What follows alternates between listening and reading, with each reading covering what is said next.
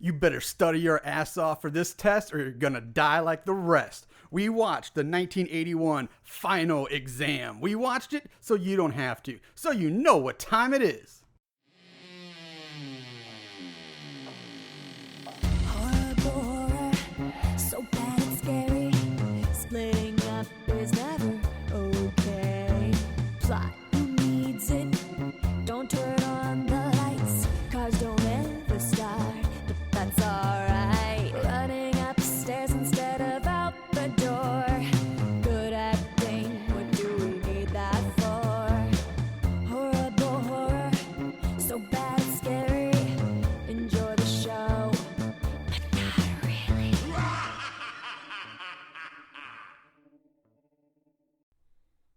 What's up, Moon Goons? Welcome to Horrible Horror, the podcast where we watch the worst of the worst in horror movies. I'm your host, Mr. Marshall Hampton. With me, as always, my buddy, my co-host, Mr. Aaron Southworth. Aaron, how are you doing today? School's out for summer. It is. Yeah, I feel like a little Alice Cooper coming on.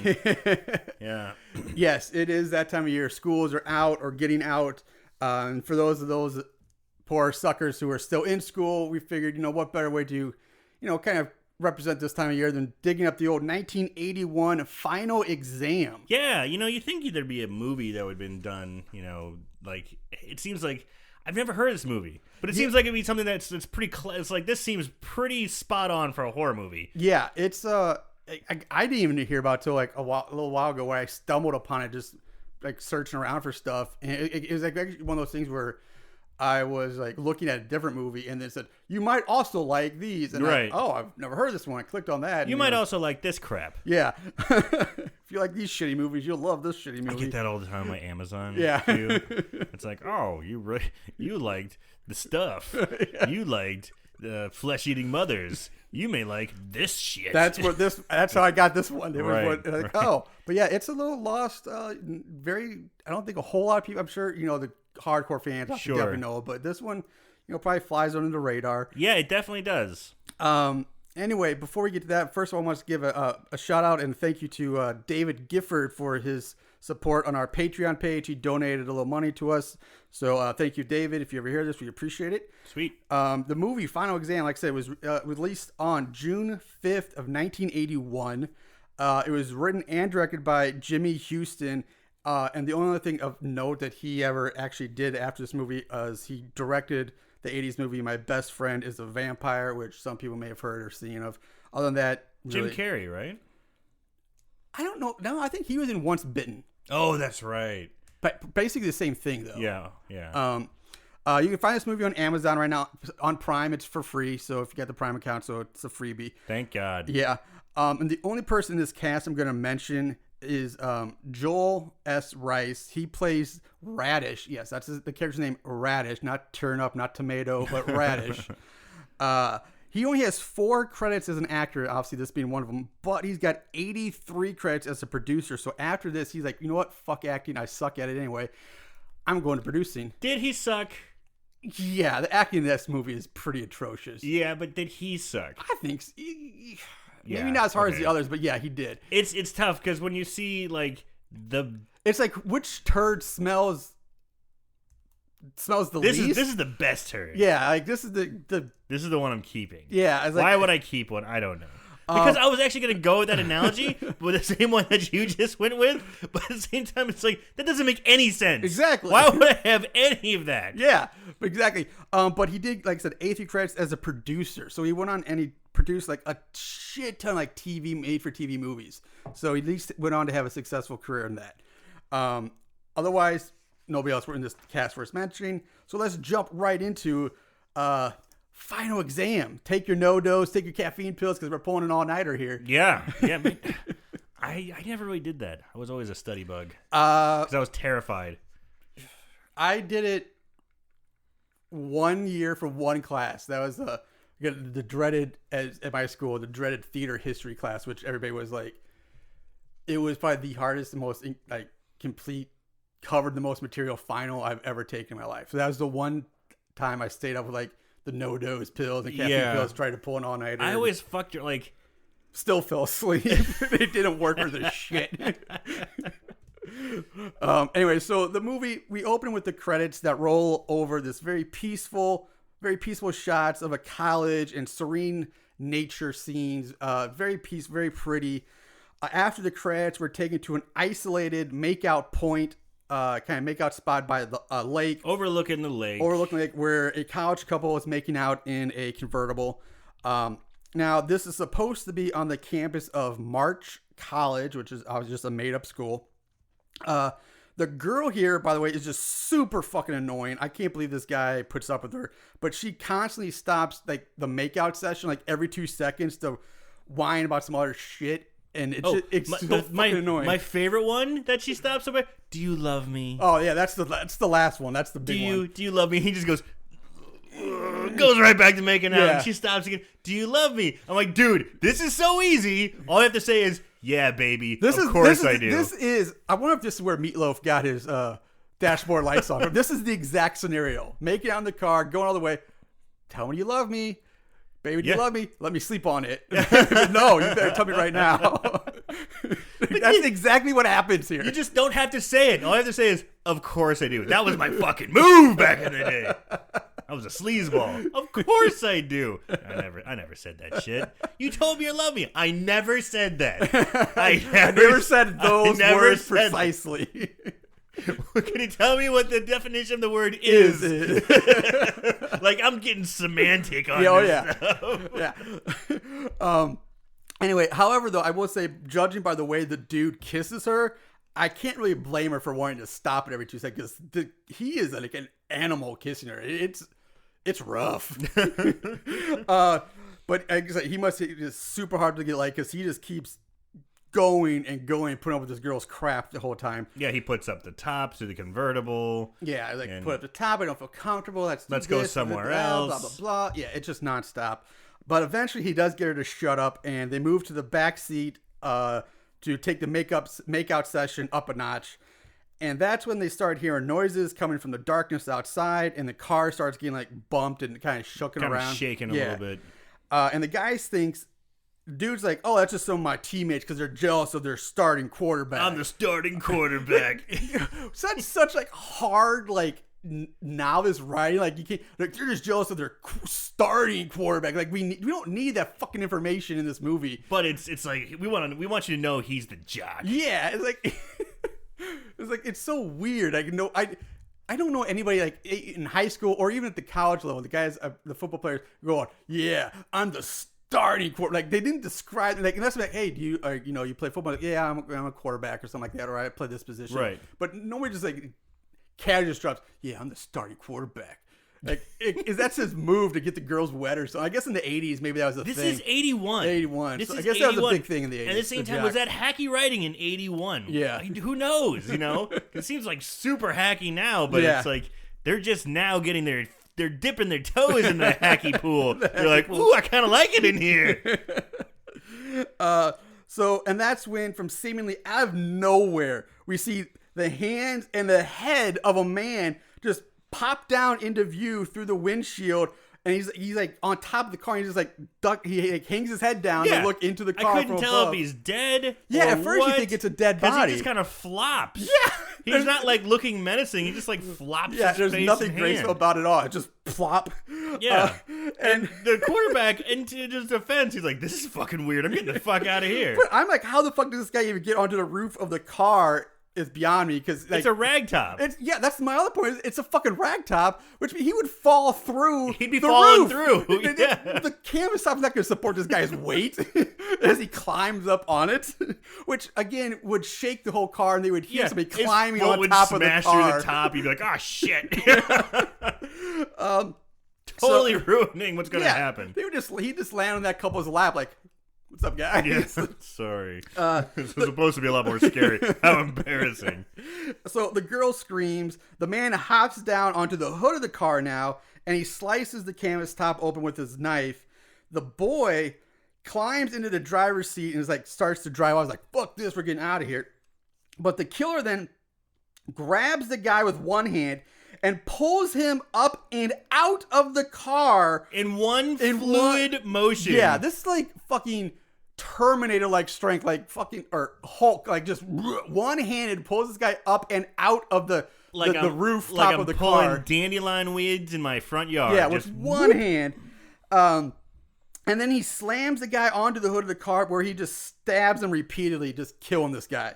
The girl's screaming in the back as the camera zooms in on her screaming. We fade to black, and that's it. So it's interesting because the guy put the car in motion.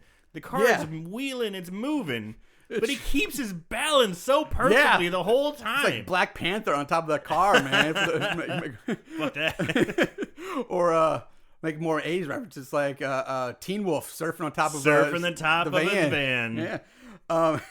So now we jump to Lanier College, another made-up girl, and it's a bright, sunny day. The campus is busy with students. Keep that in mind. It's busy with students at this point. Bustling, yes.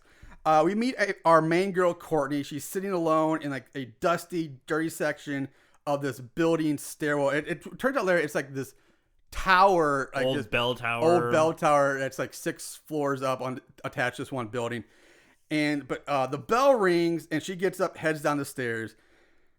Now we've had this before, and I'm going to rant about it again. But we've had several college-based movies where I don't know why they fucking do it, but they still do. They insist on putting a ringing bell in the movie. And I don't know any college or university that ever did that. Like outside of high school, they don't have bells. They don't have, class is starting or class is over stuff. It just doesn't exist, but they keep putting it in these fucking movies. It was 81. That's the only excuse I've got. But still, it's like, it's so bad and it drives me nuts. I fucking hate it.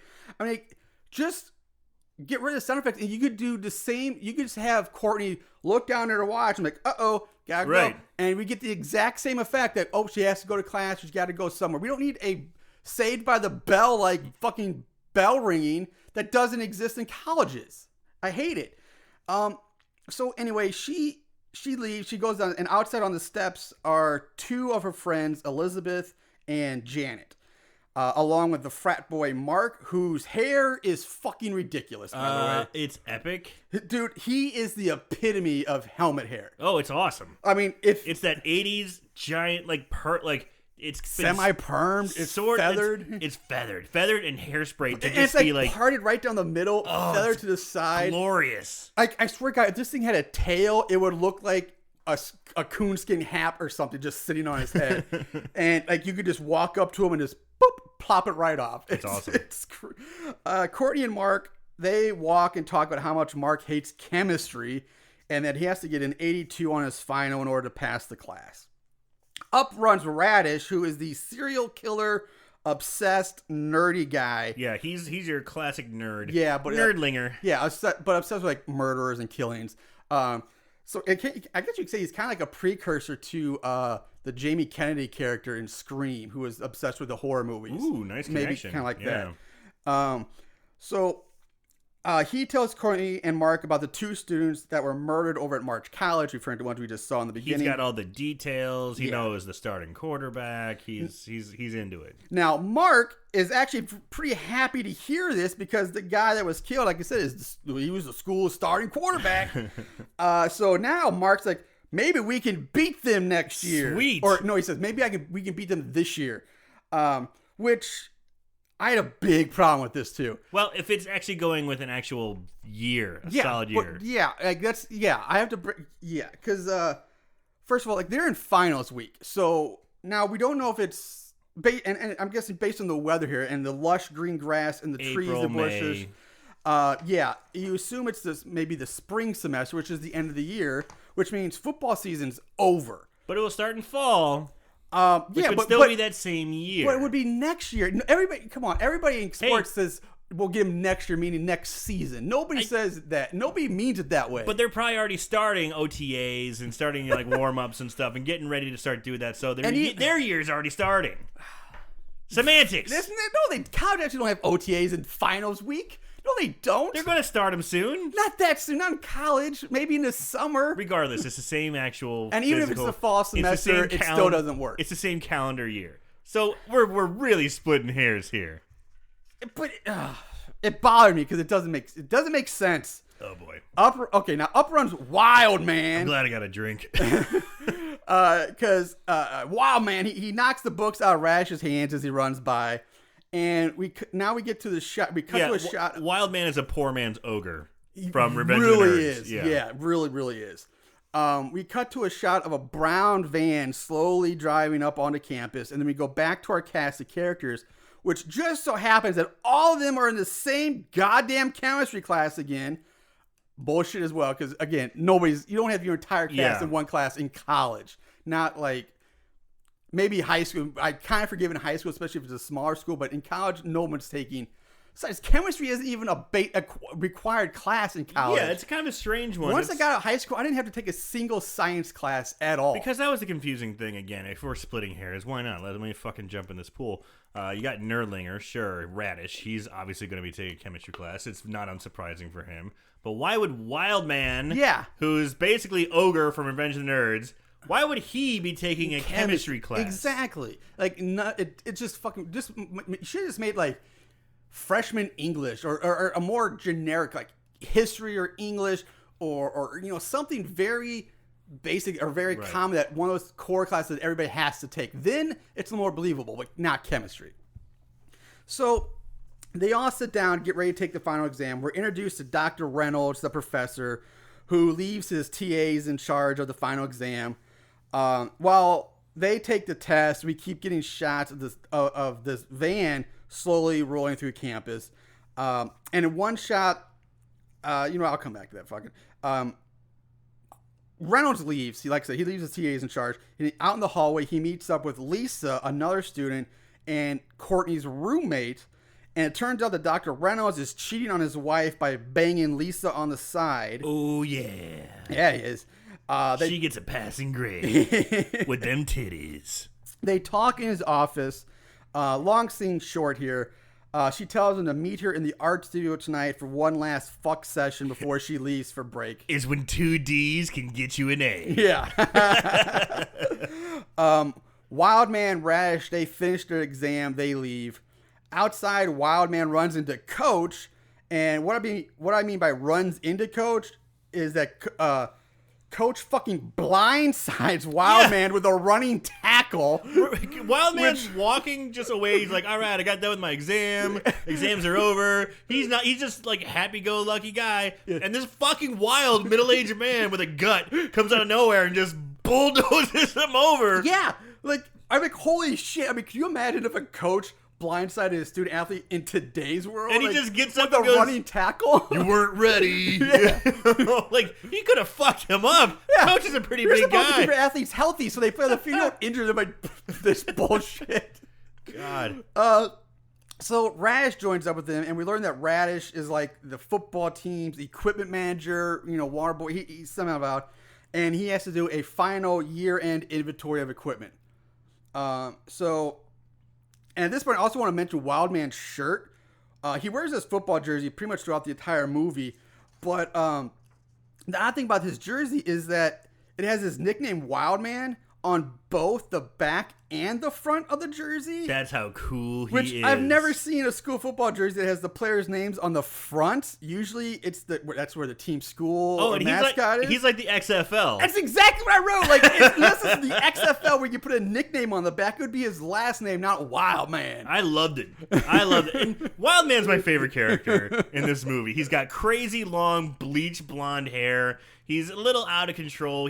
He does a good job of being like the crazy. This is before Revenge of the Nerds. This is before Ogre. So he's actually cutting his teeth in this type of character. Or really kind of, they did this in Animal House. So, you kind of had a prototype to go with it. But, like, I enjoyed Wild Man. I thought he was a fun character. He probably was one of the better, given the character. There's some parts of him where I got a little too much while I'm like, enough of him. But I couldn't get enough. More Wild Man, again. Please. Look, he was a one and done. Like this is the only thing he ever did. He didn't go on to do anything else. Wow. Yeah.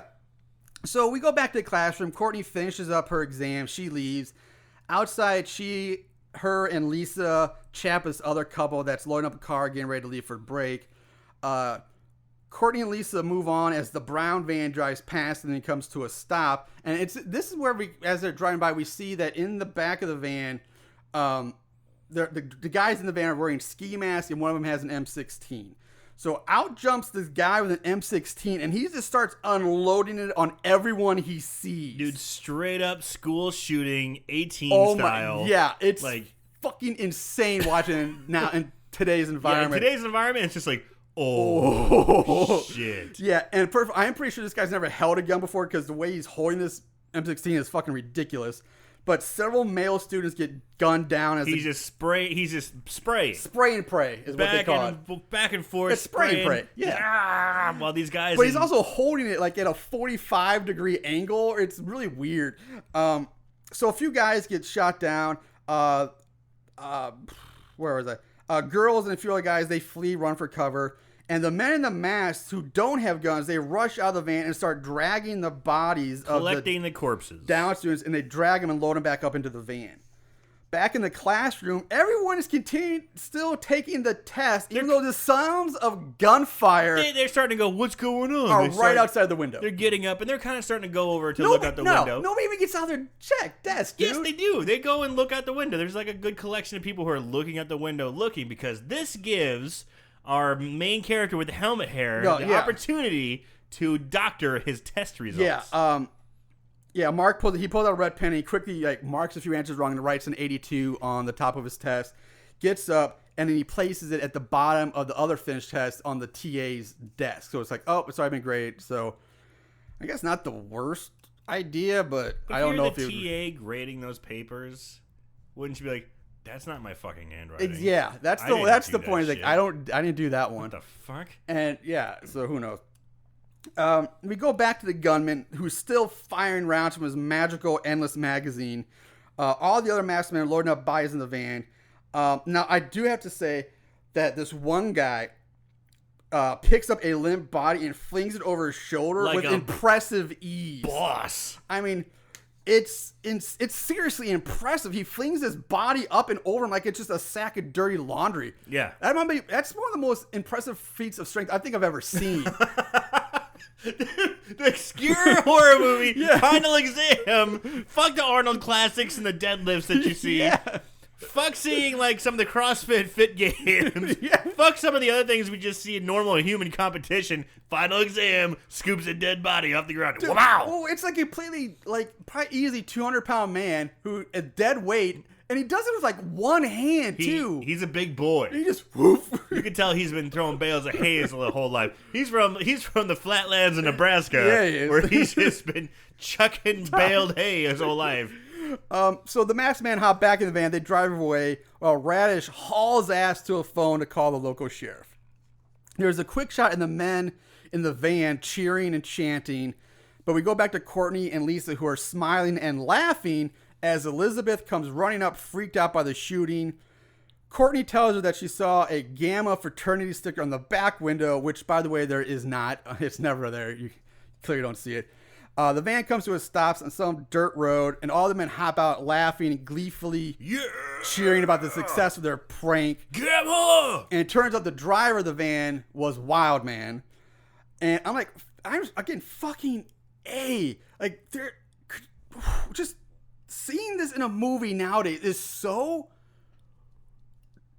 disturbing in a way. There's been so many school shootings going on all over. They're 18 this year alone. It's just so uncomfortable. It's such a hot fever pitch climate right now politically, and it's just such a hot button topic. And we watch this scene. It's like, holy shit! Oh my god, am I going to get in trouble for watching? I feel like I'm on a list now. I'm being watched. Marshall Hampton watched Final Exam. Final Exam has this really gruesome school shooting. You're on the list. We're gonna listen to this podcast, right? Hey, welcome NSA. Welcome to Horrible Horror. I mean, can you imagine the outrage if this movie was they did this now? If it was they try to release this movie nowadays, dude. You want to talk about expulsion of those students and beyond? Criminal charges. Oh, I'm not even talking about the prank alone with gimmicks. But I mean, if somebody tried to release this movie with that in it today, there's no way the movie would even get released. Dude, there's so much that can't be done that was done in the 80s today. I know, but it's fucking 80s, man. There's why some 80s gems out there. I know. It's if you want to see some fucked up shit, watch some good 80s movies. It's the most fucked up shit I've seen in a while. Yeah. And it's not even The real one is not in the kills. It's not a the prank, serious, yeah. It's just a fucking school shooting. It's like the prank. most intense part of the movie. That guy had to, where does he get a fucking M16 and blanks for from? Right? How do you get your hand on that as a college student in some small bumfuck town? Oh, God. Now maybe the 80s gun laws were like assault rifles, maybe you could get one somewhere now, but Jesus Christ. Yeah, man. It was pretty awesome. And then just talk about elaborate. The time that would go into that, not just the gun and the ski mask, but you have to get the blanks for the gun one.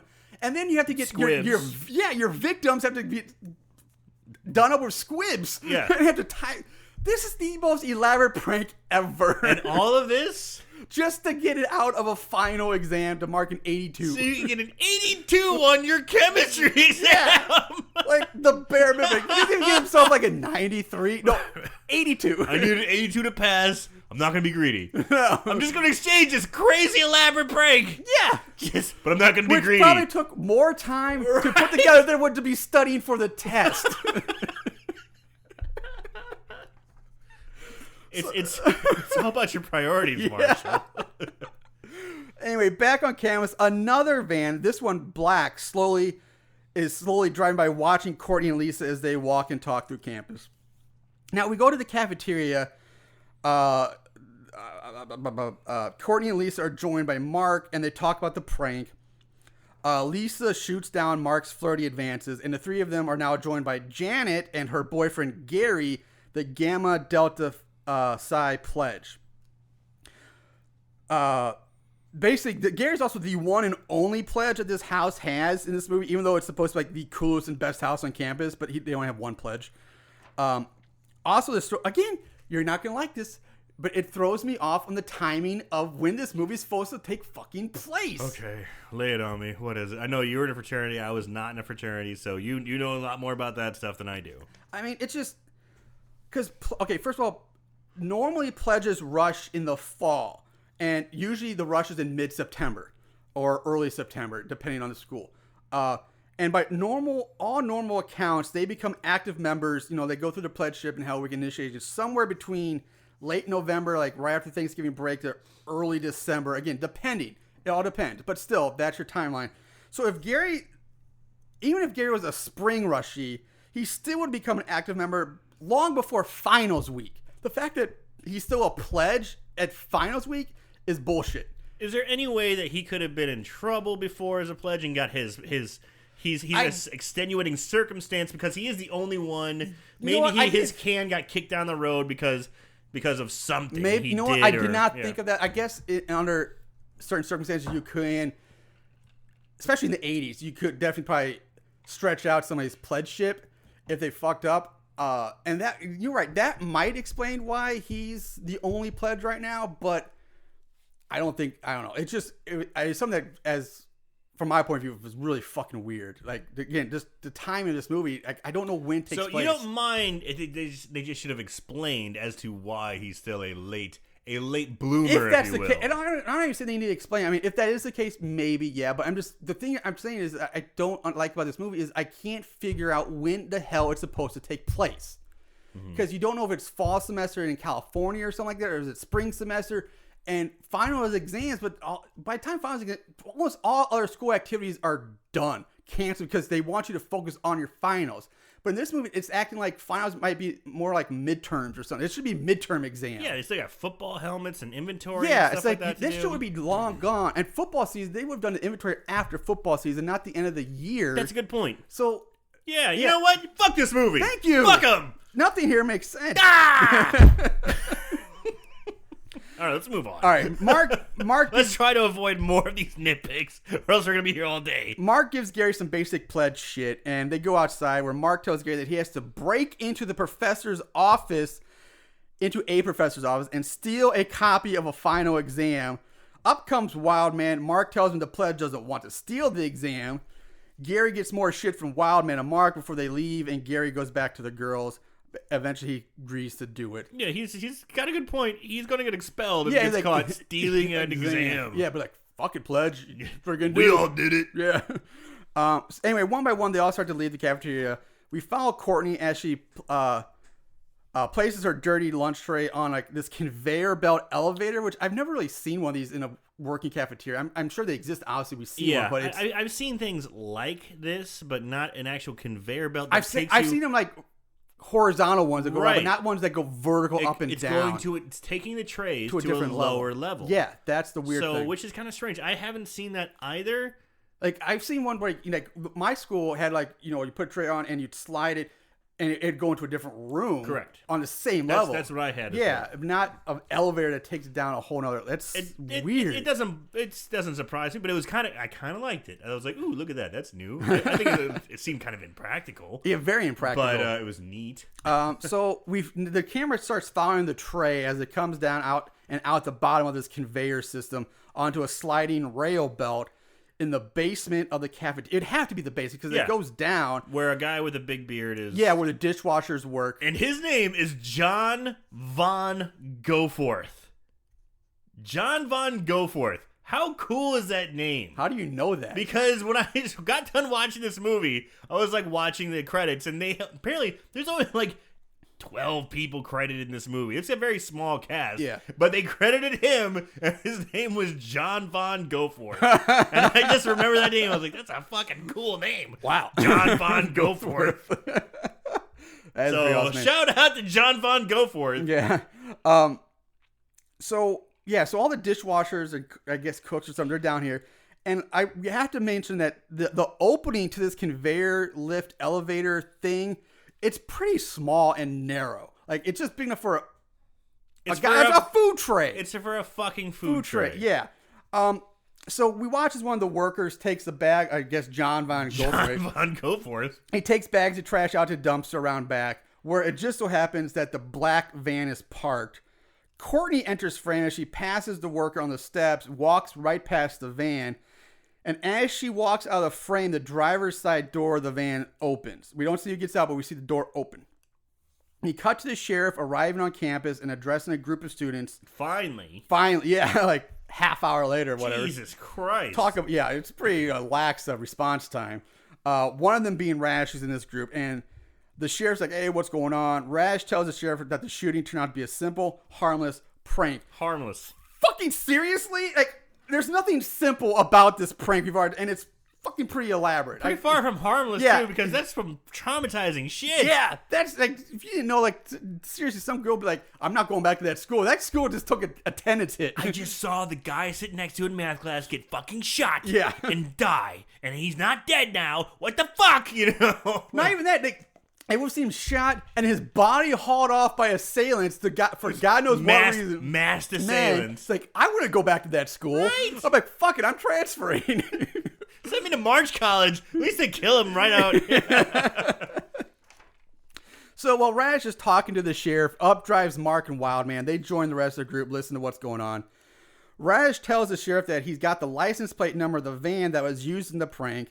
And when the sheriff goes to his car to radio the plate number, radio in, a very nervous-looking wild man backs away from the group but gets stopped by the sheriff. He's like, you better wait there, boy, or something like that. Dispatch comes back with the results of the plate, which turn out to be registered under Wildman's father's name. So, they're busted. Yep. Mark tries to cool off the sheriff. Up comes the coach, who seems to be kind of buddy-buddy with the sheriff. And the sheriff mentions the shooting, and the coach, I shit you not, the coach says, I thought it was pretty funny, didn't you? Again, are you fucking serious? We could go on all day about it. This is so real. Yeah, they're just I know. At this point, big whoop. Like, I seriously, you kind of mentioned, I'm surprised this movie hasn't been banned by the government yet. Like, it's sure on a list. Sheriff wants to bring in all the kids for their involvement, and for him having to come all the way out here for nothing. Coach brings up some story about how when they were kids, the sheriff set fire to the library and hid the fire hose. And they laughed as the fire department showed up. What the fuck is wrong with these people? Like, school shootings and felony level arson are just simple pranks to these people. Boys will be boys. Are you kidding me? You know, a lot of people dog the internet and say it's taking the life out of the kids today. Well, if kids were fucking pulling elaborate pranks like school shootings, and saying arsons or to lighting libraries, things on fire, and saying that boys will be fucking welcome the internet, bring it in. Jesus Christ. And hid the fire hose. So the sheriff does back off now, but says there will be a time when you'll need me, and I'm not going to come out here to help, or some crap like that. So I must also mention the coach, when he comes out to speak to the sheriff, he is carrying a bow and a bow and arrow. Yeah. So wait, is that now? I thought that was later. He's carrying a bow and arrow with him, and before the sheriff drives away, he says something to the effect. No, that's not the sheriff, because it's the guy who comes up. It's the campus security guard. The campus security guard and the coach talk about, hey, we're going to go hunting sometime. Don't forget to wake me up. They're going to go bow hunting. And the sheriff says something to the effect as he's driving away.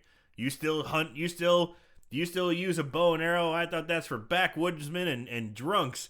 And he says, well, I still like to try and aim. So apparently he's a good shot with a bow and arrow. That's the communication basically the supposed to get. Yeah, you're right. There is some. He basically calls the sheriff a bitch for still hunting with a gun. Yeah. But like I said, we get introduced to the campus security guard, who looks more like a janitor in a boat captain's hat than a security guard. Dude, he looks like his outfit's been thrown like a combination of other outfits. Yeah, it's like what's left in our closet? Like, oh, we got this. All right, fucking here's throw it on him. Here's a marching band suit. Here's a crossing guard's sash. There's like a white boat captain's hat, man. Here's a boat captain's hat. Here's a mime's gloves. He doesn't look like. Yeah, it's just a combination, a hodgepodge of shit. And he's got a ring of keys as big as my head. Yeah. The security guard does reassure the sheriff before he leaves that he's holding up his end and there's not 1 ounce of crime on this campus. Sheriff leaves, and the security guard and the coach talk about that camping thing or camping hunting trip. And coach says, I'm not going through or something like, if you've been drinking, I don't hunt with no booze. So we kind of get hints that the security guard's a drunk. We cut back to Courtney entering her dorm as a mystery man watches her from a distance. Sitting at her desk in her room, Courtney thinks she sees this man walking through like the trees below, like this walkway, sidewalk below her window. But she gets distracted by Lisa coming in.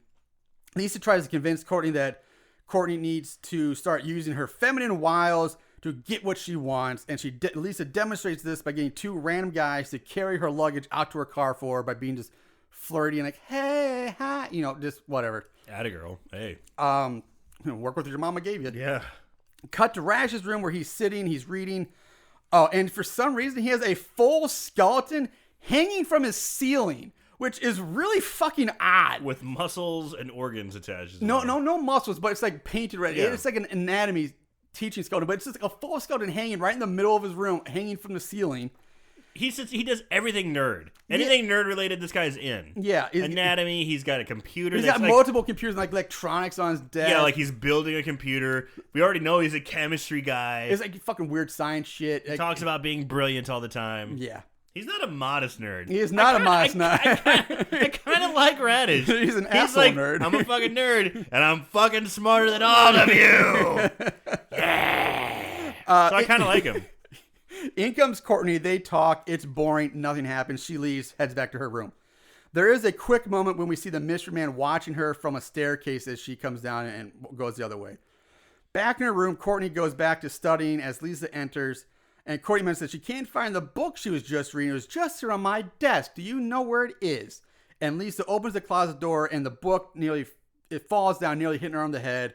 And Courtney's like, I didn't put that in there. It's really, it's just trying to false jump scare. Yeah, or again trying to see like there's something going on here. But it was real flat. Real flat. Like if this is supposed to be like a prank, you kind of blew your load with the school shooting prank and then have a book fall on somebody's head, like the old water bucket. You already went to fucking 10. Yeah, you can't beat that. Or a Spinal Tap would say you went to fucking 11. Yeah. All right. Yeah. You went to 11 with there's nowhere to go after that one. And if it's supposed to be like the killer messing with people, one, how does he know? Like why would you It's the do that? It's dumbest like the dumbest thing. thing. Like, this is the stupidest waste of time to like, take a book from a desk and put it like on a doorway of a closet so it falls over. Just when somebody opens dust off the old chestnut, write an ominous note, and stick it on their door. Like, I know where you live. Something dumb like a book hanging on a door in a closet. Asshole. It's so that doesn't dumb. make any It's sense. so fucking dumb. Stick with what got you to the dance. So Janet enters now, telling them that she has now been pinned by Gary,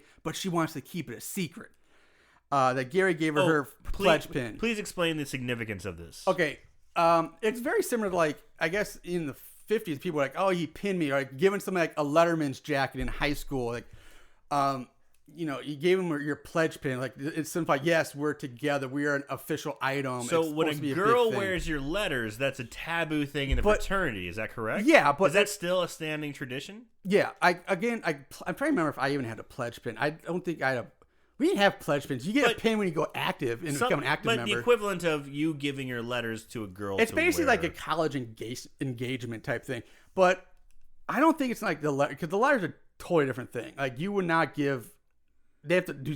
They can't wear letters on circumstances things, but they have earned. It's a big elaborate thing. The pin is probably just like probably not as strict, and it probably is meant for this. Like, oh, because they later it comes up like, you know, it's not uncommon. Like, it's like, you know, when couples really are serious, the active or pledge gives the pin, and it kind of marks her as his, and whatever, you know. But I mean, it's a thing, but I don't think it's as strict as the actual letters. Like, she's not wearing the Gamma Delta Psi letters or crest or anything like that. Anyway, so we go back to Radish. Wildman bursts into Radish's room, followed by Mark, and they try to bully Radish a bit about the license plate thing but agree nothing comes from it, and they leave. Yeah, Radish, gotta say, stood his fucking ground. He knows he can't best Wildman in fisticuffs. Yeah. But he didn't cower. He No. was just like, yeah, all right, you lift me up off the ground. I'm still gonna look you in the eye and be like, hey man, yeah, I called the cops. I didn't know it was you. Yeah. I didn't know. You pulled a great prank. Plus, what else are we going to think? Like, if you expected nobody to And call that- the cops? That's after this? exactly what Radish does. He goes, hey man, it was a great prank, but even the best pranks can be overcome by a simple thing, like someone look at the license plate. He's like me, because I'm fucking smart, you know. But, I mean, Radish is like looking, but right, he's like, but I'm just- I love Radish here. But you gotta say again, they didn't take into account that somebody was going to call the cops. Take the fucking license plate off. Yeah, and not even that. Yeah, even if there wasn't license plate, I'm saying that somebody still would have called the cops and reported a school shooting with or Right. without license plate. So like, Yes. that was gonna happen. It's their own fault for not preparing for it. Like, seeing that. We jump at Gary, who now breaks into the teacher's office at night simply by climbing over the wall. It's like to a the weird partition. Yeah, it's really weird. Like, I can honestly, I've never seen anything like this. Me neither. Like, I've never seen a building built this way, and like, because all the hallways, everything else in this building, the walls are floor to ceiling, but then there's this section where it's just floor to about 4 foot below the ceiling, and it's like almost like a cubicle, but it's an actual walled-in office. It's like they're 12-foot really weird. ceilings, and it's an 8-foot partitioned wall. Yeah, it's really weird. And he just jumps. He just jumps climbs up, right grabs over, it, and pulls scurries himself up. over. And, yeah. Yeah, I've never seen anything like that. I was really surprised. What the fuck? As Gary, Gary steals the test, and we see the mystery man through the office door window, but he moves out of the way as Gary exits the office. As Gary leaves the building, he gets mobbed by Wildman Mark and several other of the Gammas. While Wildman is restraining Gary.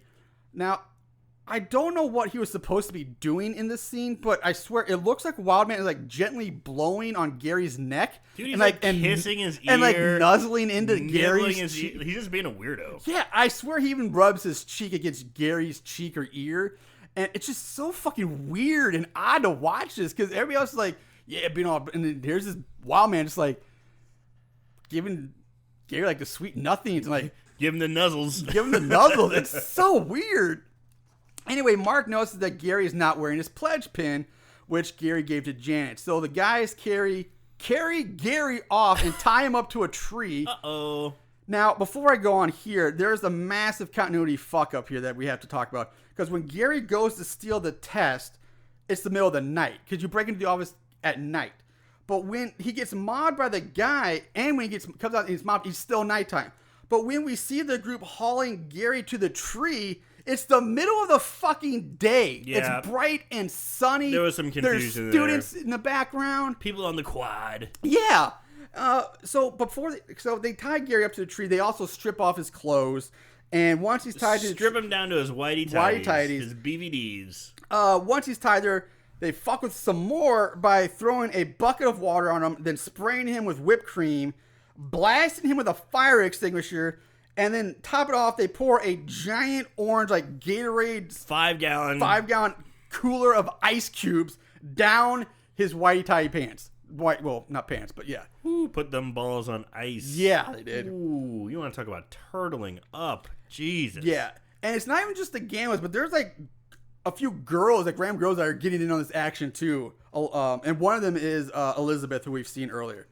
Eventually, Elizabeth does run off to find Janet so she can free Gary because she's the only one that's allowed to free Gary. Now, this is something kind of, there's a thing in Greek world, at least with my house, that was like not quite like this, but there's like a ceremony where when the guy's like, I want to, but you ask me, I want my girlfriend to be able to wear her letters. And if you meet the requirements, like have you been dating long enough, have you done this, then there's a thing you do, and it is very similar, we totally just destroyed like the guy. Like we put him like in a kiddie pool, and you would basically go find the nastiest, grossest, foulest smelling goo shit, and we would just cover him in this, and then he has to walk through campus to his girl's dorm room or sorority house, wherever the girl is, and he has to ask her to come out, and then there's this like big ceremony, and we read off a bunch of like some stuff, and like she has to like accept the Jesus Christ, this is crazy. Yeah, she accepts the yes, I agree to this, or yes, I accept your letters. Look, your man's covered in shit. Look how much we humiliate. He went through all this because he likes you. That's kind of like, look at what he went through because he loves you, and that's it. Yeah, it's kind of touching, but Jesus fucking Christ. Yeah, it's basically, so it's kind of the same thing here, they say, oh well, only Janet can't free him because she's the one who has to prove her love back or something, like by freeing him. Nobody else is. I can't tell you anybody could, but you're not supposed to. Sure. So meanwhile, Wildman and Mark plan on breaking into the athletic trainer's room to steal pills that they can then sell, and in the meantime, framing Radish as payback for Radish giving the cops a van license plate. Yeah. So, and now it's nighttime again. Sure. So the security janitor finds Gary still tied to the tree, but he doesn't untie Gary, saying that he's not the man to mess with tradition, and when you take a woman, you gotta pay the price. I kind of liked it. He's like, well, you're alive. Everything is all right. He's kind of, the way I looked at it is he's keeping an eye on the situation. Yeah, like, you're not hurt. You're okay. It sucks. Yeah, but this is tradition. Yeah. You gotta have the girl come and save you. So it'll be that much sweeter, baby. And on top of that, on top of not helping him out, and the Gary's like, dude, help me out. You gotta help me out. But the guy's like, no. He pulls out a flask. The security janitor pulls out a flask, drinks a toast to Gary, and then he takes his wick, and then he tells Gary that he can have his shot of booze on the rocks, and then pours the flask down Gary's whitey tighties and just walks away. So just like extra dose of fuck you, Gary. Yeah. Here's to you. Oh, you can't drink extra? Let me just pour it down your pants. Even the drunk security guard's getting in on it. Elizabeth finds Janet talking with Courtney in Courtney's room. Janet asks Courtney why she never pledged a sorority. Courtney says that she doesn't like all the hazing, and that last year a girl killed herself by jumping off the tower 6 floors up because the house didn't accept her. Now, there's a shot of Elizabeth walking down the hall, calling out for Janet, and I swear she's picking a wedgie as she walks. Oh, she totally is. You remember that thing? Oh, she totally reached around, like, fucking digging it. I think she's supposed to be the dork girl. I don't know. She's got like real bunched up. Oh yeah, pants. we're gonna. Her pants are hiked up to her tits. Oh, her outfit's horrendous. I mean, I know it's early 80s, but Jesus Christ! I mean, like I said, you can spot dork on her a mile away. The only thing she's missing is her braces. The jeans are like not just hiked up, but they're pleated. seen pleated jeans before. Like, what the pleated And she's jeans? shoving like 5 pieces of gum in her mouth. And she's got like this baggy, like button up blouse. It's not even a blouse. It's like almost more like a men's dress shirt. And these big old glass. Like, it's one of the worst outfits I've ever seen. I did like her picking her wedgie. That was pretty funny. So Janet goes off by herself to free Gary. We go back to Gary, who starts hearing the sounds of twigs snapping. Then suddenly the ropes restraining him go limp, and he's able to free himself. He's like, "Oh, it's you, Janet. Oh, thank you so much." Yeah. And so once he's free, he looks around forever, set him free, but there's nobody there. He can't see anybody. And then, oh my God, this is fucking... Gary's like, "Who's there? Who's there? No one's there? Okay." No one's there. So he starts walking away from the tree. He gets about maybe 10, 20 feet away from the tree. And then, like a ninja predator, the killer drops down from a tree branch, landing on Gary, and just repeatedly stabs him, killing Gary. Now, I don't know if I painted that picture well enough, but let me paint this picture. I was bit about better. to say, we need to describe this tree. Yeah. This tree is fucking Huge. huge. It's a massive tree. The trunk is got to be 10 feet wide. Most likely. Oh, it's a massive tree. It's 12 feet. It's probably like a 12 feet diameter. I mean, it's round. It's so big. Yeah. And the trunk is so massive. Going straight up, there's no branch. Yeah. There's no climbing branch. There's no climbing branch for about 20 feet up. No, like. Yeah. I'd say at least 10 to 15. Fine. Definitely. 10 to 15 feet up. I agree. So that means the killer had to be out on the way out on a tree branch. Because, like I said, when he jumps down onto Gary, Gary's walked a good 10 to 20 feet away from the tree. So the killer then would have had to cut the ropes that were restraining Gary, scale the backside of the tree like a fucking murderous squirrel, then somehow make it out to the end of a tree branch, all without making any sounds, just so he could jump on Gary as he starts to walk away. I love your murderous squirrel. Murderous squirrel. That's good. Again, so elaborate. It's so ridiculous. There's so many things that are just way too elaborate in this movie. Because I saw him get cut loose. I saw him walk away. I'm like, okay, he's Fucksville. Yeah. He's going to get killed. How's he going to get him? And then he just fucking just drops down. I'm like, whoa, I didn't see that coming. You got me there. Yeah. But I'm like, how did that happen? Yeah. Okay. No way. It would not fucking happen. So we cut to Lisa. She's all dressed up. She's heading to the art studio for her late night sexcapade with the professor. And we jump right back to Janet, who reaches the tree where Gary was tied up. But all she finds is the rope, empty cans of whipped cream, and Gary's plaid shirt stuck to the tree.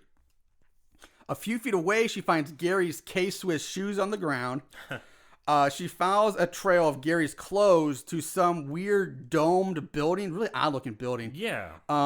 She goes up this set of outside metal stairs. It's not quite a fire escape. It's just like these outdoor stairs that lead up to the top of this building. Observatory or something. It looks like it would be an observatory. Like you'd think like Yeah. a giant telescope being there, but it's not. It's really strange. It's really weird. So she gets to it's only 2 stories tall too. So she takes a few steps out on top of the building, and the power goes out, like poof. But it comes right back on.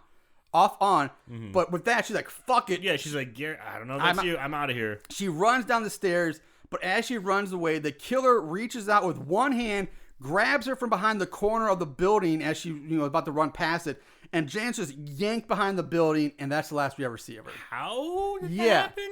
Uh-huh. Yeah, it's just quite crazy. And plus, come on, girl. Fuck, these guys are the greatest pranksters on campus. They just pulled off the giant prank with the guns and everything. They just said your boyfriend's locked up or taped to the tree or tied to the tree. He's not there. There's just, path of clothing. Wouldn't you be like, fuck you? These guys are That's a good point. The prankster group. You'd be like, a good point, especially after today. Fuck this. The other thing that makes it so, again, the killer, make the time and space uncontinuity, is that there's a quick scene when she bends over to pick up his shoe. We see the building live in the background, and we see the killer on the second story on top of the building. So he's up there. Now, granted, I guess you could say he comes down the stairs before she gets there, but still we see him. She's walking towards the building. Yeah. He would have to come down the stairs right in front of her. Yeah. And then scurry around And the somehow side gets the power to turn off. without being seen. Yeah. It's... How did this happen? So Lisa she gets yanked out of sight, never seen again. We go back to Lisa, who is now playing the piano in like the music room, even though she's supposed to go to the art studio, but she's playing the piano for some reason. She's killing time. Yeah, killing time. Meanwhile, Wildman is trashing the athletic trainer's office looking for the pills because he's gone over to do that. He finds a small amount of pills, scoops them up, and he goes to leave. And as he crosses the basketball court, the scoreboard turns on, and he's like... And the lights go dim, and the scoreboard turns on. Yeah. And he's like, who's there? Who's there? No response. Wildman turns on the lights to the gym, and there, standing on the court, is the killer in silhouette. We always see is like the black outline of him. Just standing there. Wildman screams and charges the killer. He's just standing there. He's not threatening. No, he just... Sure, he looks a little intimidating, but Wildman's like, Not on my fucking watch. Yeah, he's like, he charges this guy, but the serial killer easily tosses Wildman to the floor, sending the pills scattering across the hardwood. And we just get to watch Wildman get the shit Oh beat my god, out of him. it's incredible. It just doesn't stop. He gets back up. The killer grabs him by the Wildman by the throat with one hand, and again tosses him to the floor. The killer backs Wildman up into the weight room, where he kicks Wildman in the nuts, then pimp slaps Wildman, who goes flying into the wall. He's just beating him across the fucking building. He puts the smackdown on Wildman, slams him up against one of the weight machines, and then wraps one of the cables around Wildman's neck. The killer then pulls Wildman forward away from the machine, causing the cable to tighten as it begins to pull like the weights up, which of course starts strangling Wildman. The killer releases Wildman, whose body gets yanked and he just like flies back into the exercise machine as the weights come crashing down. Essentially hanging him, giving him the full Chris Benoit. Oh God, you're right? Yeah. Yeah. Oh. That's what I saw when I thought, I was like, oh, he's hanging him with the cable and the weights. I'm like, God. that's the full Chris Benoit right there. Yeah, you're totally... I can't believe I didn't pick up. I forgot about that. Jesus. When you said SmackDown, I was like, oh, he thought the same fucking thing I wish I would have, but man. So as Wildman dies, we cut to the scoreboard, which counts down from 3 seconds to 0. The buzzer goes off, and a 1 pops up on the guest side. Guest 1, home 0. What? So this killer has enough time to like work the scoreboard too after killing? What is happening? This is gonna be sweet. Like there's nobody else to see except it's just a vain thing. It's like I'm just doing this for myself now. It's fucking insane to think that this guy would actually take the time to do this. Just pats himself on the back. Like, that was good. So Radish now goes to Courtney's room and offers her a drink of Irish whiskey. Attaboy. They talk Another about... reason to like Radish. Yeah, they talk about people and psycho killers in general. After some more boring dialogue, Radish leaves to go to his inventory. He basically for the coach says, "I like you" to her. But yeah, he's like, he doesn't say I like you, but he he's says like, she's real pretty. Yeah, like you're real pretty and you do this and blah blah blah. But it's like, yeah, I kind of liked it. It's like clumsy nerd. Looks like he's finally, yeah. Hey. So he goes off to do his inventory for coach and tells Courtney, hey, you know what? Just lock your doors at night. Mark drives up to the gym now. To the gym building. He goes inside to look for Wildman. Because Wildman's late with the pills. Yeah, in the locker room, he finds all the pills on the floor and starts to pick them up. Which is weird because he drops the pills on the hardwood basketball court, not in the locker room. There's more pills strewn about. Yeah. He hears a noise. He opens up the locker closest to him. Inside, he finds Wildman's dead body stuffed in the locker. Upside down. But yes, it's fucking upside down. Like, I don't know. Again, I don't know about you guys listening, but if I'm going to stuff a dead body in a locker, I'm pretty sure it'd be easier just to shove him straight in, not try to turn him fucking upside down. I mean, he's doing he's standing on his head at this point. We've already determined this killer is pretty eccentric. Yeah. Since he's already doing like he's a got buzzer. a real flair for the dramatic. He does. I mean, it would be hard enough to put a dead body in a locker. He's jumping out of trees. And Wildman is a large man, too. He's doing the buzzer signals for himself. He's like, fuck it, I'm going to be a little creative. Upside down. Yeah, like upside fucking down. So Mark actually doesn't scream in fear here, which I was surprised. He just kind of slowly backs up, throws the pills down, and then backs out of the locker room very quiet, like, oh, fuck. So, which I'm like, cool. Because I can't really think of any other time in a horror movie where we've seen that kind of reaction. Normally it's always somebody screaming like, oh, fuck, and they take off running. Right. Mark's actually pretty level-headed here. Like, okay, I'm going to be quiet. I'm going to sneak out of here. I need to get out of here. So he exits the gym through a back door and then quickly gets back to his car. But as he reaches his car, the automatic headlights pop up and turn on. Of a sweet Corvette. It was a Porsche. Was it a Porsche? That was a Porsche. That was a Corvette. That was not a Corvette. That was a Porsche. Whatever. Mark turns, runs back the way he came. He enters what looks like the industrial boiler furnace room of some maintenance building now. It's definitely not like the gym anymore. It's his own weird building. The doors, he locks the doors behind him. He finds the keys, locks the door just in time to stop the killer from getting Because in. there's banging on the doors. Yeah. The doors start to shake. The killer, he just locked it just in time. Just in time. Bang, bang, bang. Oh. So now he starts creeping around this dirty maintenance area. He comes to two doors. Both have signs on them that read danger, do not enter. Now, before I go on to this, I read that a Far Side comic strip. This is damned if you do, damned if you don't on the door. And guys like, which one do I do? But he just so he goes to one door. He's about to open it. He stops. Goes to the other door. He's going to open it. Stops. And he goes back to the first door where he opens it up, and it just leads to this cluttered, short hallway. Yeah. A bunch of gunk and just clutter. He's boxes and things mops like that. and Yeah. just weird shit.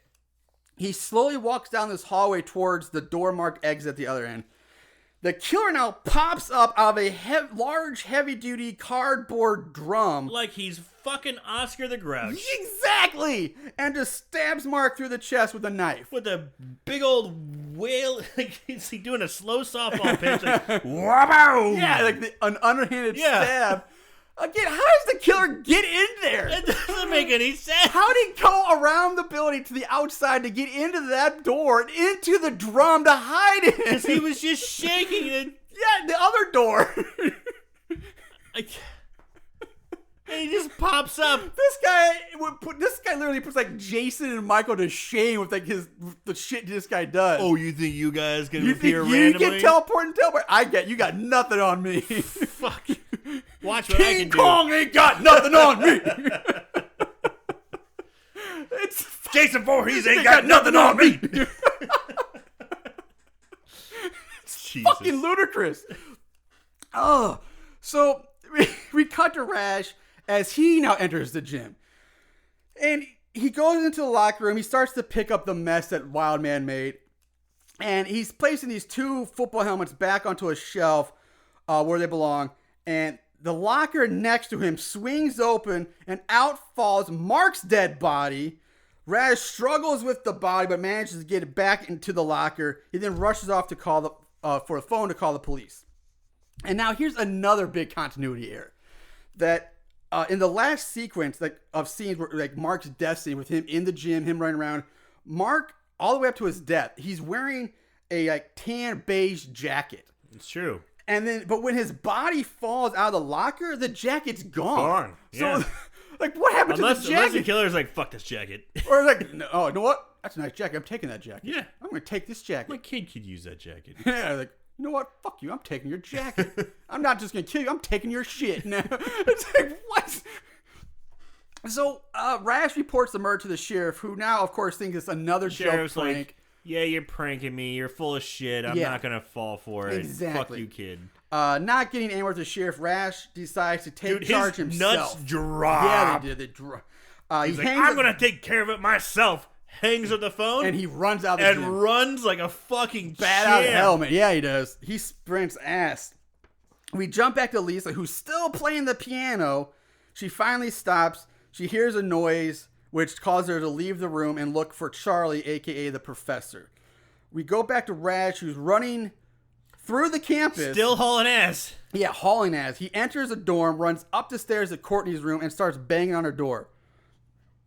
Oh, Jesus Christ, I forgot about this. He's banging on Courtney's dorm room door. He's like, we gotta get out of here. We gotta stay safe. And then the killer's hand comes punching through the wooden door. Just punches through the door. Grabs Radish by the shirt and pulls him face first into the door. Radish screams as his head gets pulled into like where the hole is. Kind of like a Shining. Here's Johnny. Yeah, it's kind of like a reverse. Here's Johnny. Yeah. Here's Radish. Wow. Pulls his face into the door. Yeah.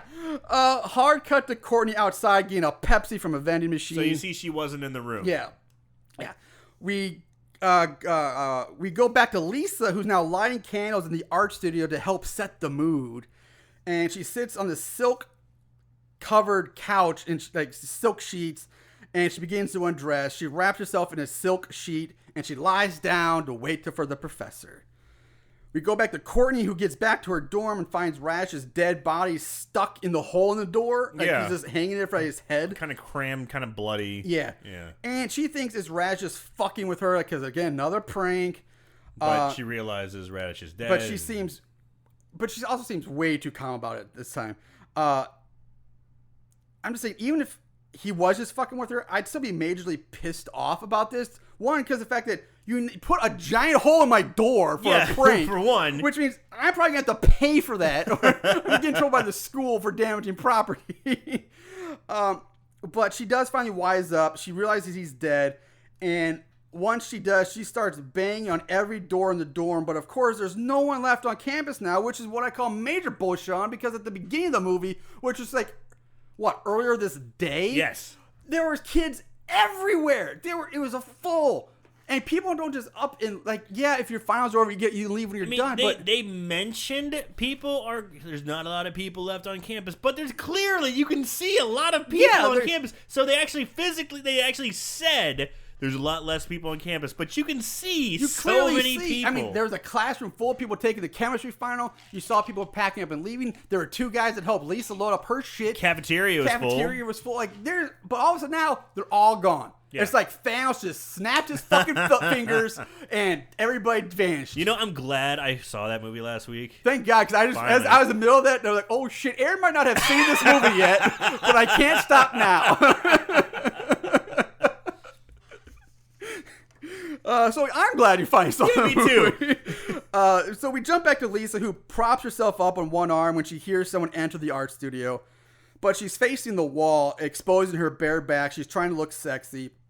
She talks to the mystery person, thinking it's the professor. And she's like saying, like, is this the masterpiece you envisioned and blah, blah, blah. And time to get sexy. Meanwhile, Courtney has run out of her dorm, finds the security janitor's truck. She's banging on the window, but the security janitor has passed out drunk in the driver's seat. Is he drunk or is he dead? We don't really know. I say he's drunk. Because I don't think he's dead. I think he's just passed out drunk. But it's like, he must be out fucking cold. Yeah, he's out cold. He's blacked out cold. We go back to Lisa. The killer has now reached out and placed a hand on her shoulder and then runs that hand like up her face. And Lisa's caressing the killer's hand, still thinking it's the professor. But she notices he doesn't have his hairy knuckles as professor does. The killer tightens his grip on Lisa's chin, or jaw. She finally gives her the fish face. Yeah. And she finally turns her head just enough to see that it's the killer standing over with a large knife raised. He kills her by stabbing her repeatedly, sending blood splattering on all like the paintings around the room. Courtney's now running through a building, shouting out for Lisa. She goes up to the second floor, and while she's yelling out, we see that the killer coming down a second set of stairs behind her. Courtney ends up opening the door to the music room, and there in front of her stands the killer. She slams the door shut, takes off running. She flees the building, sneaks into the cafeteria by going through a window she's like pull open. But the killer isn't fooled by this. He just smashes through a window. He doesn't give a fuck. He like breaks that shit out. Smashes it down and goes through. Yeah, and Courtney runs into hide in the kitchen. We're in the kitchen. She starts she finds she's going through all looking for weapons. She does a great job of being quiet, going into the kitchen, quietly closing the door, crawling on her hands and knees, like trying to make sure she's not seen. Yeah. And then she's like, clank, clank, clank, clank, clank. Just picking shit up. You know? She finds a large knife on her own. She tries to call for help, but the phone doesn't make any calls off campus. It's like this, Yeah, it's an intraphone. Yeah. Not an interphone, an intraphone. No, so now behind her we see the killer. Okay. I forgot this we were here. Oh, already. this is the spot. This is the spot. This is the spot. So we've talked about continuity errors and how he can just get from place to place. This one may be the fucking creme de la creme. Yeah. So keep in mind, okay, the kitchen is, like we said, it has to be downstairs, or at least the sinks, the dishwashing have to be downstairs.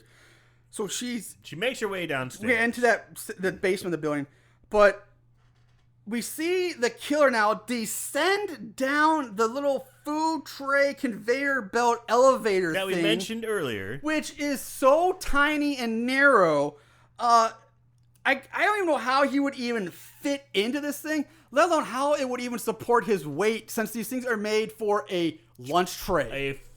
And this guy is easy, like 220, 250. He's a big guy. He's a big guy, broad shoulders. He's a big, broad. He's not like ripped muscular, but he's like 80 brawny, strong. He's just like brawny, thick.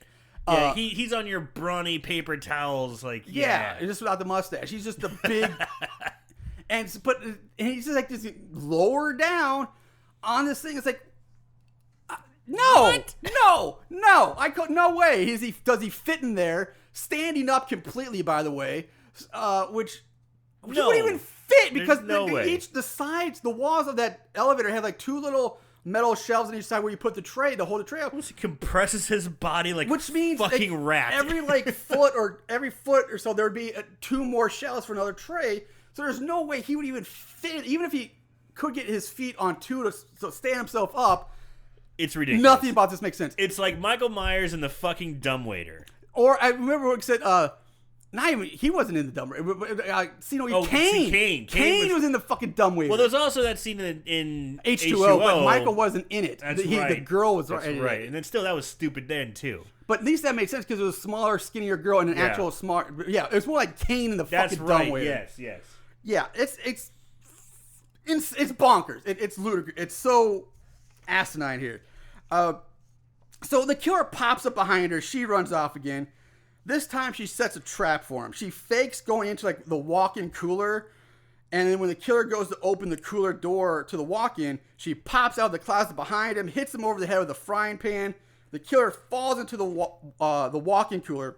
She locks the door on him, starts to walk away. But it turns out that the walk-in has two doors, and the killer just walks out the other door. The other one. Like, right as she passes by, he just opens the door and comes right out. God damn it. Yeah, it's like, what? It was such a good laid plan. Good trick. You got him. She's crying. Oh, I got you motherfucker. Takes two steps. He's like, nah, bitch. Damn it. Again, she runs off, running through campus. She ends up going into the building that has the tower on it, where we first met her at the beginning of the movie. This is also the building where the girl killed herself. The killer follows her into the building. Courtney runs up the stairs that lead to the top of the tower. And you notice she's running her ass off, and he's doing that fucking Michael Myers, the Jason Voorhees walk. The Yeah. killer walk. Yep. Where was it? Oh, outside, the coach pulls up in his truck. Coach honks the horn, calls out for Mitch. We find the security janitor saying he's ready to go on that hunting trip. Hearing this, Courtney shouts out a window down to Coach, like, help, there's a killer here. Coach grabs his bow and arrow from the back of his truck, rushes inside. Coach is like, I got you, honey. Yeah. The killer is stalking Courtney up the stairs, and he's about to kill her when the coach runs in, shouting for, like, freeze! Don't make a move towards her, or I'll shoot you. And he's gonna mount the killer's head on his wall. That's what he says. The killer don't give a fuck. He raises his knife like he's gonna stab her. Coach fires his arrow or I should say looses the arrow. Ooh. And now the killer suddenly becomes the Flash and snatches the arrow Jesus in mid-flight. Fucking Christ. And holy shit, the way they do this is so fucking funny. It's just so done so poorly.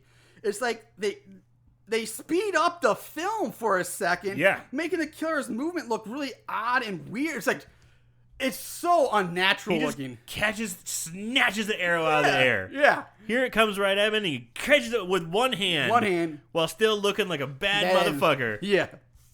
So, having failed at shooting the killer, Coach charges up the stairs. The killer turns and comes down the stairs. He went there with one arrow? One arrow. He doesn't have any Who other... Who hunts with one arrow? Who? Yeah.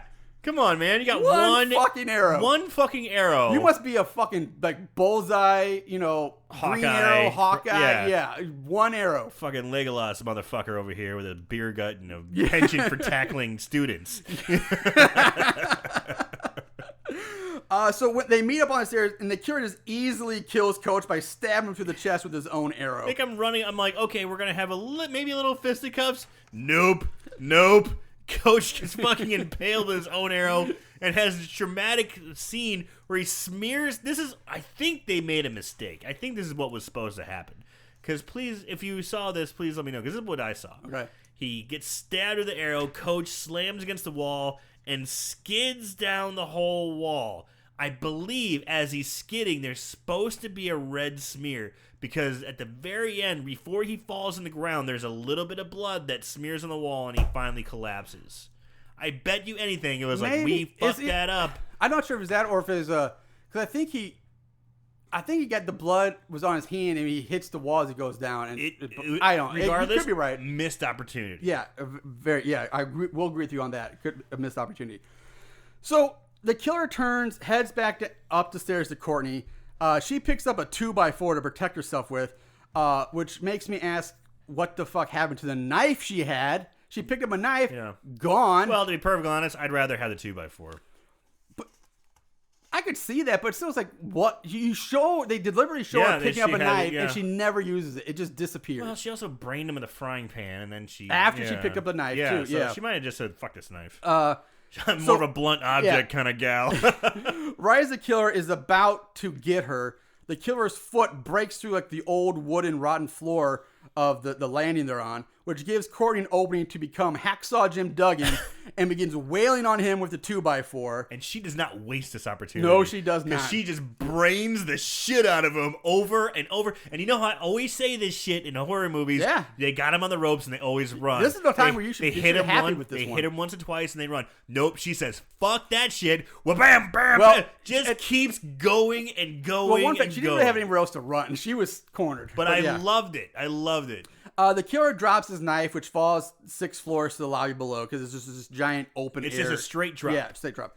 And it's a circular staircase along the outside of the wall. Almost like Lighthouse-esque. Yeah, somehow the killer ends up getting his foot free, but he falls over the railing because she just keeps braining him. It's so clumsy looking. Though he's like lowering himself. It looks so forced. Like it doesn't look now like I fall. It's like you can tell he's like, I have to climb over this now because I'm supposed to do this. She's whapping him with the board. Yeah, he's slowly lowering himself.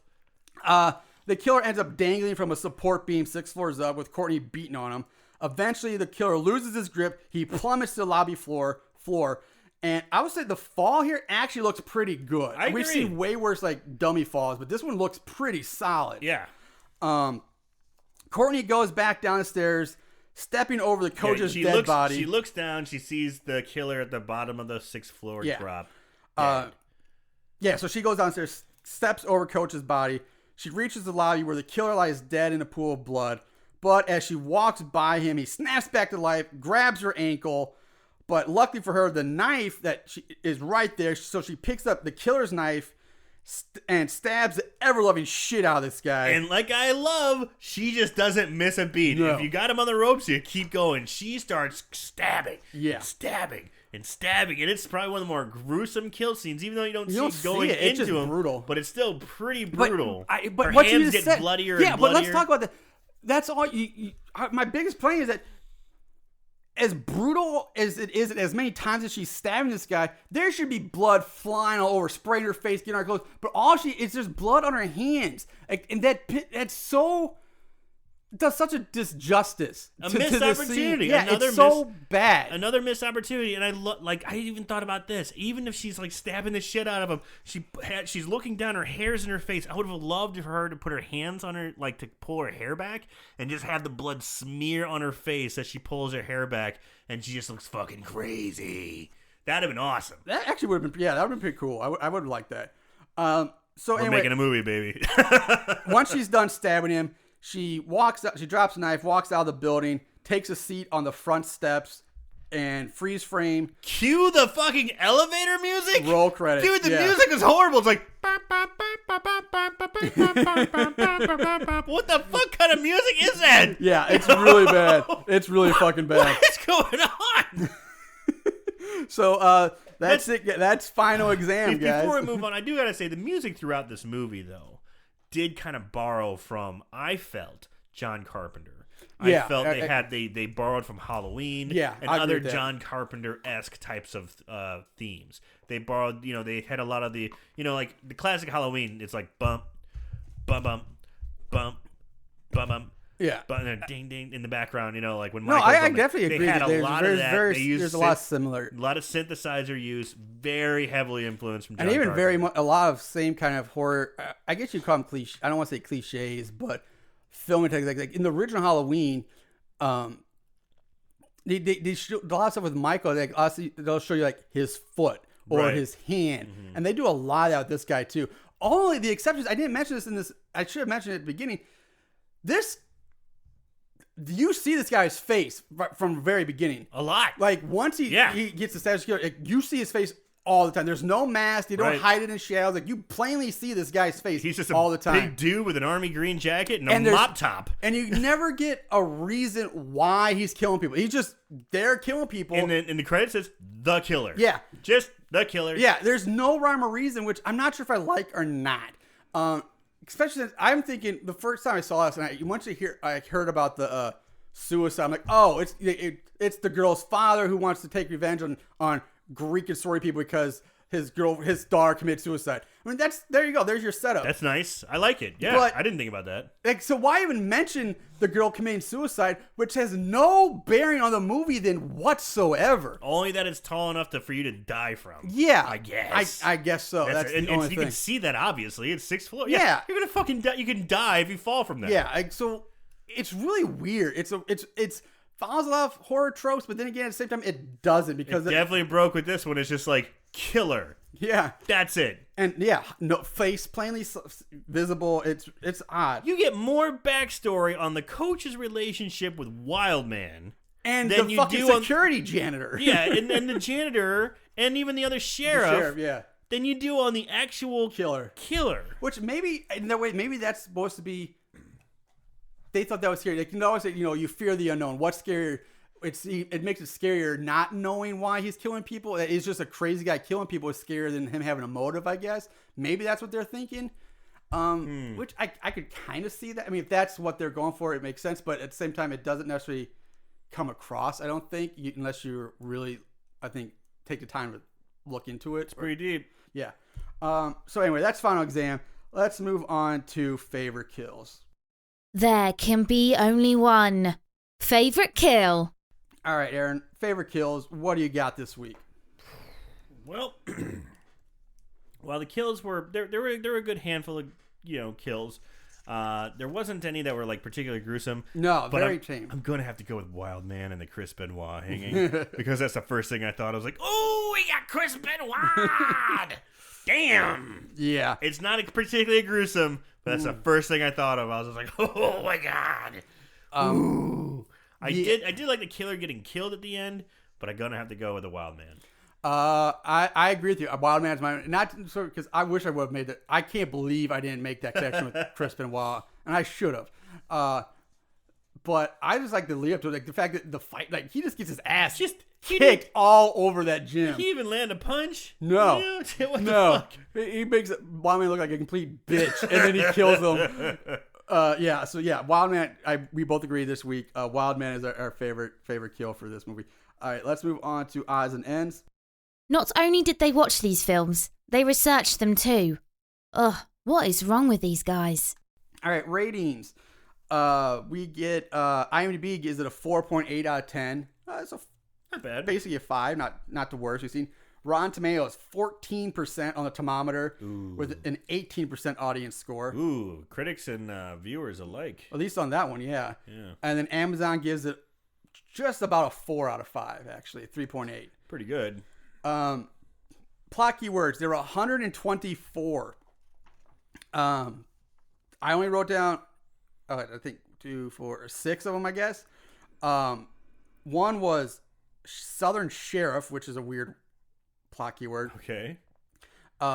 Boy strangling. Ooh. I want to see some boys get strangled. Homosexual, which makes me like, what? I think there may have been a little bit of homoeroticism, but I wouldn't say there's no gay characters in this. No. They don't even like talk about gay people in this movie. Like, I don't understand why that's a plot keyword. I don't even think they said the word fag. They did not, Which is such an 80s thing to it do. wasn't a very 80s movie Yeah. thing to do. So I just blow my mind that was even a plot keyword. That's yeah. Now we get the reverse of the panties. We don't get the panties. We get the whitey tighties. We get underwear. Okay. And briefs. Hey, I think someone who is watching this may have been just in for the guys. They're like homosexual briefs. Yeah. Underwear. All right. During we move on to trivia. I actually got some actually a lot of stuff on this. Nice. Okay. Yeah, there's a lot of tidbits on this one. During an interview with HysteriaLives.com, actor Timothy Rayner, who plays the killer, said he got the role because director Jimmy Houston was impressed with his martial arts skills and his ability to handle a weapon. Where Rayner said that the knife he wielded in the movie wasn't a prop, but an actual butcher's knife. Okay. The film was shot more or less in sequence. The actors would leave the movie as their characters got killed off. Interesting. On the DVD commentary, star Joel S. Rice, who plays Radish, said that writer Jimmy Houston wanted to avoid slasher movie cliches when he wrote the film by focusing more on the young characters and less on gore and violence. And the killer. Yeah. For her audition, Cecile Baghdadi, who plays Courtney, was required to give a realistic scream of terror. Her screams were so convincing that not only did she land the role of Courtney, but her screams were dubbed in for other actresses. Which I know you have to scream in a horror movie, but should not be the only criteria for casting your main actress because she was stiff. Yeah, it was she was a little weak. Bad. And I think this was the only thing she ever did. Just she was the one and done with this one too. They seem to be like kind of proud of it, introducing. Yeah. Yeah, it's not like just they thought. I'm guessing they were thinking she was going to become the next Jamie Lee Curtis, but she did not. She's got the potential to be something. We got her first. She is no Jamie Lee. One and done. Yeah. Much of the film's crew were friends and students of director Jimmy Houston.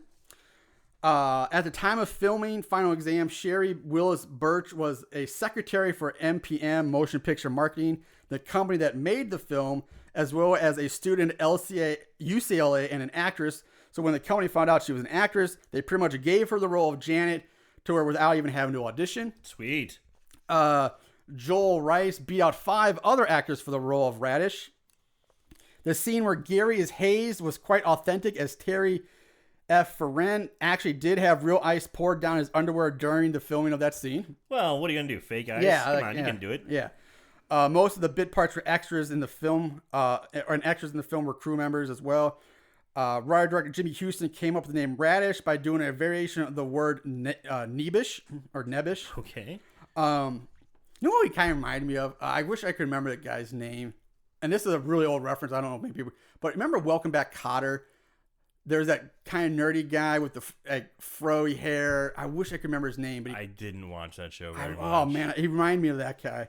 Anyway. It's a little before our time, honestly. The scene where Radish frantically calls on the payphone at the gym proved problematic because the original phone fell off the wall and broke on the first take. So the crew had to go out at 4 a.m. to grab another payphone from a gas station for the scene. So they basically stole a phone. That's funny. On the set, during the shooting of every murder sequence, the cast and crew would sing Another One Bites the Dust for laughs. Theater graduates from Appalachian State University and University of North Carolina, Charlotte were used as uncredited cast members for this film, so I guess extras in the background. Shot in 6 weeks. Nice. The scenes in the dorms were shot in an abandoned dormitory on campus, which was refurbished to fit the needs of the set requirements. Among the crew showing up on scene are dialogue coach Sam Kilman as the sheriff. Dolly Grip Gene Poole was the cafeteria worker. Or the guy with the awesome name, I guess. Yeah. And producer Lon Kerr is uncredited as the curly-haired student in the red sweater seen approximately 26 minutes into the movie, who I think is... I'm trying to remember which one he was, but I know what you're talking about. Yeah. The stabbing sounds were those of a watermelon being stabbed. In addition, when Courtney is stabbing the killer at the end, she is actually stabbing a pillow. A few more here. While still wearing his death scene makeup, Joel Rice went out to eat lunch at a restaurant nearby where many customers were upset at his appearance. In an interview, actor stuntman Timothy Rayner said the killer said there was a nearly disastrous mishap with actor Ralph Brown, Wildman, in the movie. When Wildman is strangled by the wires of a weight bench, Rayner said during the shooting, one of the wires was wrapped tightly enough around Brown's throat to put a chokehold on him. Rayner quickly saved Brown, who was choked into unconsciousness by the weight machine. Christ. So he almost literally did pull a Benoit. He almost did get the full Benoit.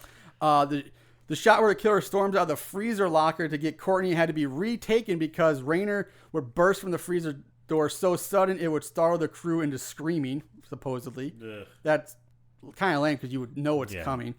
A shot where Courtney stabs the killer during the chase through the cafeteria was left out of the scene. So there's what happened to the knife. She stabbed.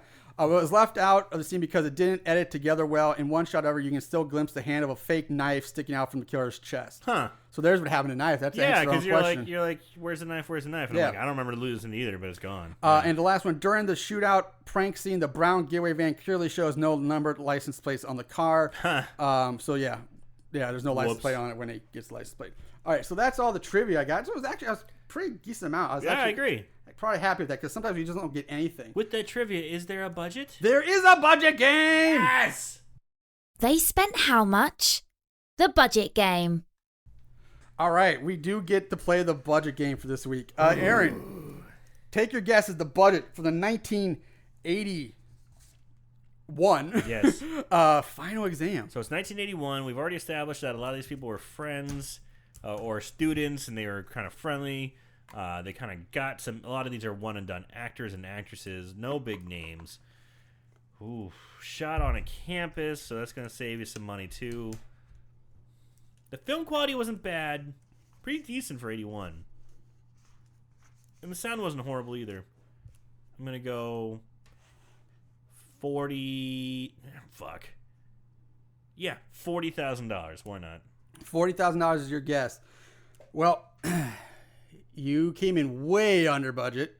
Budget for this movie was $374,000. Wow.